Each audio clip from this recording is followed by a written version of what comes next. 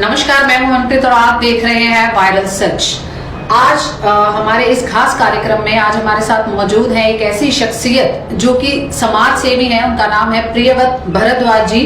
आज हम उनसे बात करेंगे कि किस तरीके से वो समाज सेवा के इस पुण्य कार्य में जुड़े, कैसे कैसे वो लोगों की सहायता करते हैं, या क्या नई सोच है उनकी कि किस तरीके से समाज में सुधार करा जा सकता है। जो आज की डेट में हम देखते हैं कि परिवार टूट जाते हैं, आपस में कोई बातचीत नहीं होती, तो इनके ऊपर ये बहुत ही अच्छे से कार्य कर रहे हैं। तो आइए बात करते हैं और इन्हीं से जानते हैं कि किस तरीके से ये कार्य कर रहे हैं और कितना ज्यादा इनको इसमें आगे ये दिख रहा है कि हाँ, लोग इनकी बातों से सहमत हो रहे हैं या नहीं हो रहे। तो आइए इनसे बात करते हैं।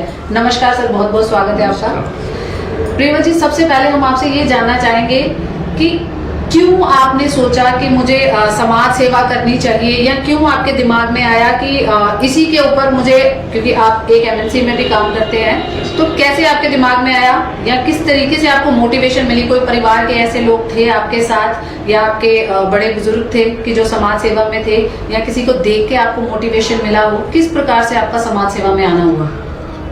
इसमें मैं यही कहूँगा कि मेरा एक जीवन का उद्देश्य ही है ये। वैसे तो लोग क्या करते हैं, अपने एंजॉयमेंट के लिए कभी कोई फिल्म देखने जाता है खाली टाइम में, कोई कुछ और करता है। तो मैं अपना ज़्यादा समय इसी चीज़ में देता हूँ, किसी का भला हो जाए हमारे हाथ से, तो भलाई के लिए कार्य करना चाहिए। मैं और को भी प्रेरित करता हूँ। तो आपको किसी से मोटिवेशन मिला, किसी से आपको प्रेरणा मिली हो, या किसी को देख के आपको लगा हो?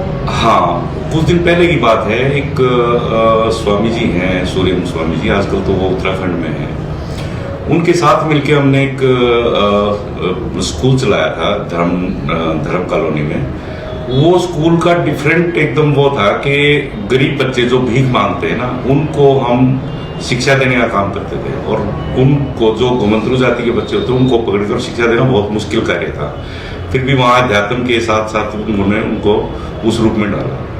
तो एक बार गुड़गांव में ही मौजूद थे एसीपी पुलिस क्राइम के, तो हमने उनको भी इनवाइट किया था अपने एक छोटे कार्यक्रम में उस स्कूल में। तो उन्होंने वहाँ पे कुछ डोनेशन भी किया, साथ में ये कहा कि आप लोग हमारा कार्य कर रहे हैं, जो काम पुलिस को करना चाहिए वो कार्य आप कर रहे हैं, यानी कि हमारे समाज से क्राइम कम हो जाएगा। इन बच्चों को अगर जो आप मुख्य धारा में लेके आएंगे तो इससे क्राइम कम होगा हमारे देश का। तो उससे और भी ज्यादा मोटिवेशन मिला, हमारे को एप्रिसिएशन मिला इस बात का जी। तो इसके अलावा जैसे आपने उस टाइम पे स्कूल की बात करी है, इसके अलावा और भी किसी आप संस्था के साथ जुड़े हैं या आपका खुद का एनजीओ? क्योंकि मोस्टली जो समाज सेवा करते हैं या तो वो खुद का एनजीओ उन्होंने बनाया होता है, तो आपका भी कुछ ऐसे है कि आपका खुद का एनजीओ है? हाँ, मेरा एक एनजीओ है छोटा सा, जीवन सुरभि ट्रस्ट के नाम से है। हालांकि हम उसको कोई बहुत ज्यादा प्रचलित उसका वो नहीं करते हैं। उसके माध्यम से हम तकरीबन क्या करते हैं, दिवाली से कुछ दिन पहले हम घर में जो गरीब औरतें हैं उनको कुछ सामान दे देते हैं बनाने के लिए।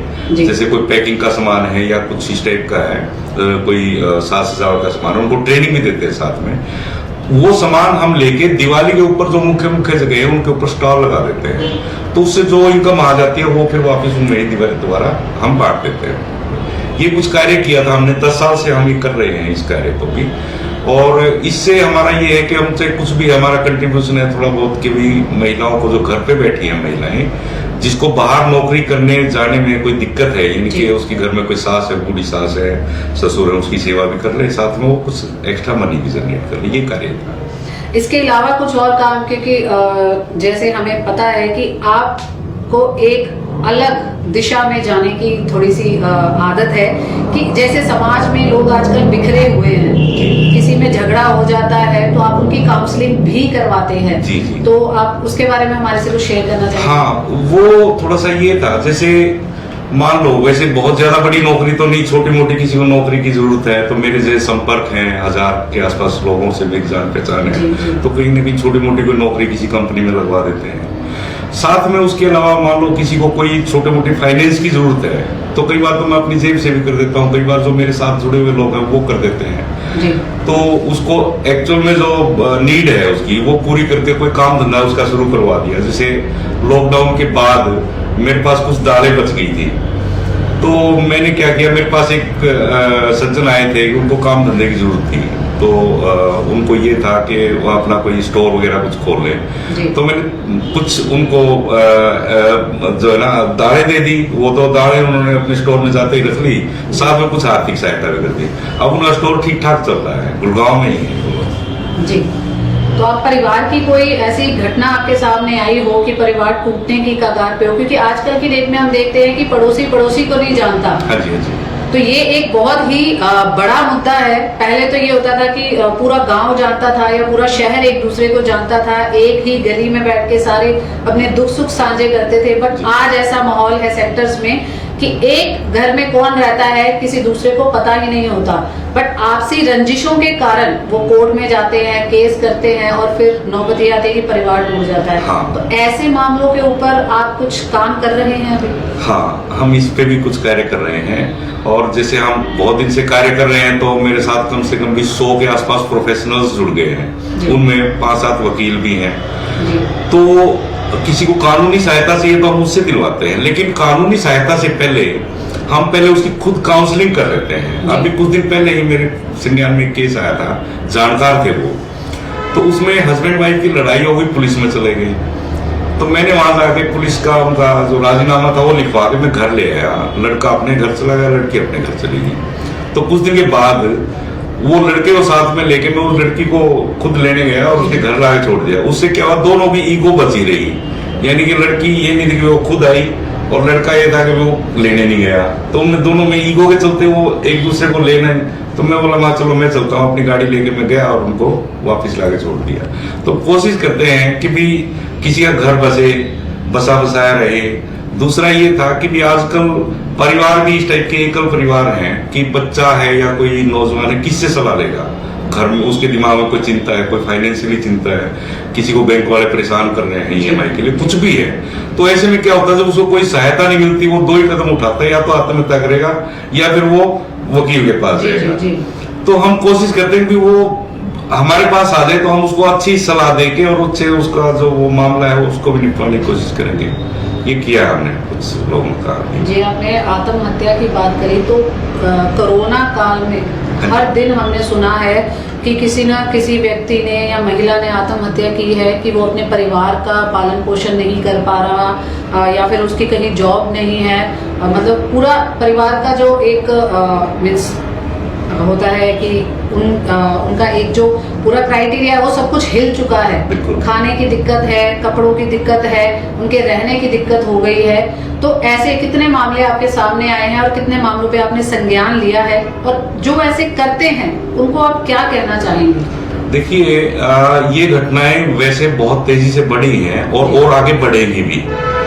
और सरकार अपना कार्य कर रही है, सरकार करती है पूरे समाज के लिए। कोई भी स्कीम लेके आती है पूरे समाज के लिए, पूरे एक उसके लिए होता है, पॉपुलेशन के लिए होता है। लेकिन कई बार उसमें से भी कुछ लोग बेचारे ऐसे रह जाते हैं, किसी न किसी कारण से उसको लोन नहीं मिला या उसको काम धंधा चलाने के लिए कुछ पैसा नहीं मिला या उसकी नौकरी चली गई, आगे वो क्या करे, उसका जो एम्प्लॉयर है उसको उसके बच्चे में पैसे नहीं दे रहा है। इस टाइप की समस्याएं आ रही हैं और कोरोना के बाद तो और ज्यादा इनकी स्पीड बढ़ी है। मेरे पास कम से कम भी 20-25 के आसपास इस टाइप के संज्ञान में केसेस आए। मैंने सारे तकरीबन निपटवाए अपने साथ, अपनी टीम के साथ मिलकर। जहां उसको जरूरत होती है, ऊपर किसी को प्रशासन में बुलवाने की जरूरत होती है, वो भी हम करते हैं, वो सारा भी हम देखते हैं इस चीज को। अगर कोई व्यक्ति आपसे जुड़ना चाहता है, क्योंकि आप बहुत ही अच्छा समाज सेवा का कार्य कर रहे हैं, तो अगर कोई आपसे जुड़ना चाहता है या आपके संपर्क में आने चाहते हैं या किसी को किसी मदद की जरूरत है, तो आपसे कैसे वो संपर्क कर सकते हैं? देखिए, वैसे तो क्या था, मैं अपने काम का ज्यादा पब्लिसाइज नहीं करता हूँ, लेकिन वायरल सच की टीम ने मुझे यहाँ बुलाया, मुझे बहुत अच्छा लगा कि जो मैं कार्य कर रहा हूँ, अगर जो वो और 10 लोगों को फालतू पता लगे, 100 लोगों को फालतू पता लगेगा, वो लोग भी कुछ न कुछ हो सकता है एक बार वो ट्राई करने जरूर आए, हेल्प लेने जरूर आए। मैं नहीं कर पाऊंगा तो किसी से दिलवाऊंगा उसको हेल्प। ठीक है, ये एक प्लेटफॉर्म टाइप में ही मैं समझ सकता हूँ। एक प्लेटफॉर्म बनाया हमने इसको, और इसके माध्यम से हम जितना कोशिश हो सके एक इंडिविजुअल आदमी की हम मदद करेंगे।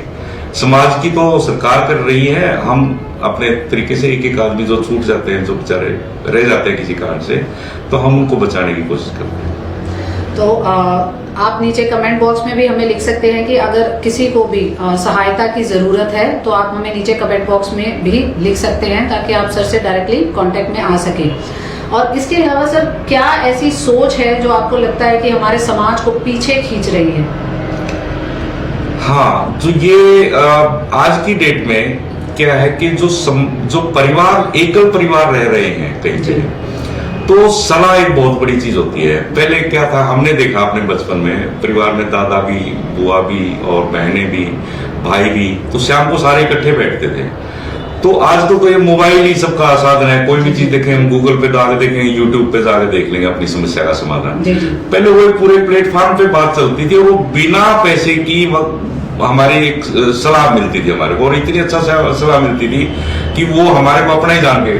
तो इस टाइप की जो चीजें टूट रही है ना जो समाज में, वो समाज को बहुत पीछे लेके जा रही है।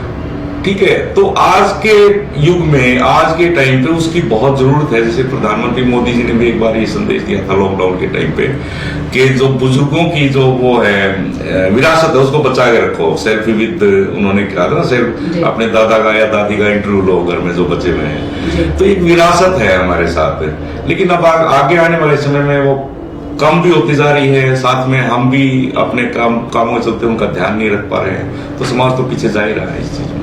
तो कोविड में हम जानना चाहेंगे कि किस प्रकार से आपके द्वारा लोगों की सहायता की, या उस टाइम पे आपने क्या कदम उठाए कि लोग जो भूखे हैं या फिर जिनको जरूरत है, जिनको मदद की गुहार लगा रहे हैं, उन तक आप कैसे पहुंचे और कैसे उनको मदद की?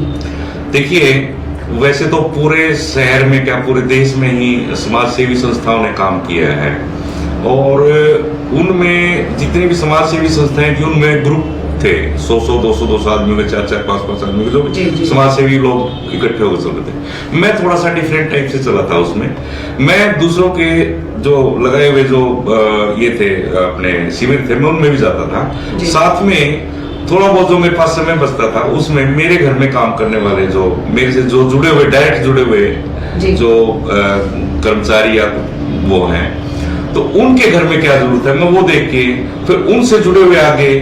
तो इस टाइप से करते करते मेरे पास भी अपने जो देख रेख के कोई 20-30 परिवार हो गए थे, तो जिनको मैंने कोई कमी अपनी तरफ से महसूस नहीं होने दी। बाकी फिर सरकार भी देख रही थी, ऐसी बात नहीं। तो आपके पास कोई डोनेशन का साधन था या आप खुद से कर रहे थे? नहीं, डोनेशन का कोई साधन नहीं था, और ना ही हम डोनेशन मांगते। आज तक भी हमने किसी से डोनेशन नहीं मांगा किसी भी कार्य के लिए।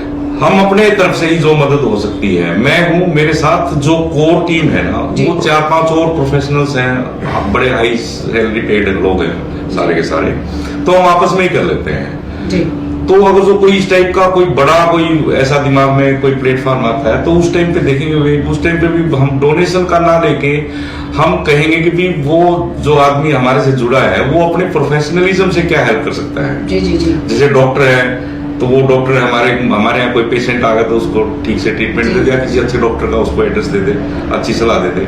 वकील है तो वकील से किसी को कोई अच्छा वो मार्गदर्शन मिल जाए। तो बस हम ये करके चल रहे हैं। हम कोई डोनेशन का तो फ्यूचर में भी अभी तक नहीं सोचा हमने कभी। तो शो के अंत में क्या मैसेज देना चाहेंगे आज के यूथ को कि क्या उन्हें करना चाहिए आपके अकॉर्डिंग? हाँ, मैं हर बार यही बोलता हूँ, कोरोना में लोगों की नौकरियां जा रही हैं, रोजगार धंधे बंद हो रहे हैं, और अभी ये समस्या और भी बढ़ेगी। आगे आने वाले कुछ वर्ष तक ये रहेगी ये चीज। सब कोई चीज उठना शुरू होगी तो मार्केट तो दोबारा उठेगी, बट अभी तो गिरेगी।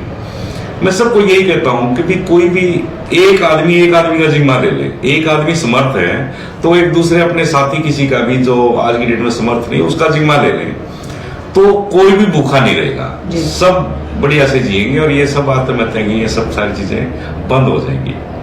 मैं यही सबको मेरा संदेश है कि अपने पड़ोस में अपने जो सहकर्मी हैं, किसी को भी ऐसा तलाश लो कि भी आप जो है ना उसकी मदद कर सकते हो, और उस वास्तव में उसको आपकी मदद की जरूरत है तो उसकी मदद करो बिना कोई प्रचार के।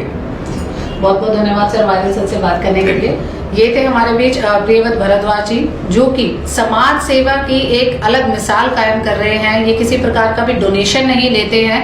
इनकी जो इनकम है या इनसे जो जुड़े लोग हैं वही आपस में सहायता करते हैं। जो भी इनके पास मदद की गुहार लगाने आता है या किसी को अपना बिजनेस चलाना हो या कोई भी छोटा मोटा कार्य करना हो तो ये उनकी सहायता करते हैं। और सबसे बड़ा आज की डेट में जो आ रहा है कि जो परिवारों की बात है, जो कि बहुत ही छोटे परिवार रह गए हैं, न्यूक्लियर फैमिलीज ये कह सकते हैं कि वो हो चुकी है, बट आपस में बनती नहीं है, तो वो काउंसलिंग का काम भी कर रहे हैं। तो आप हमें नीचे कमेंट बॉक्स में लिखकर बता सकते हैं कि आपको आज का हमारा एपिसोड कैसे लगा और क्या आप सुझाव देना चाहेंगे लोगों को या आपकी क्या राय है इसके ऊपर, हमें नीचे कमेंट बॉक्स में लिखना मत भूलिएगा। इसी तरह तमाम अपडेट्स के लिए बने रहें आपके अपने चैनल वायरल सच पे और इसको सब्सक्राइब करना मत भूलिएगा। नमस्कार।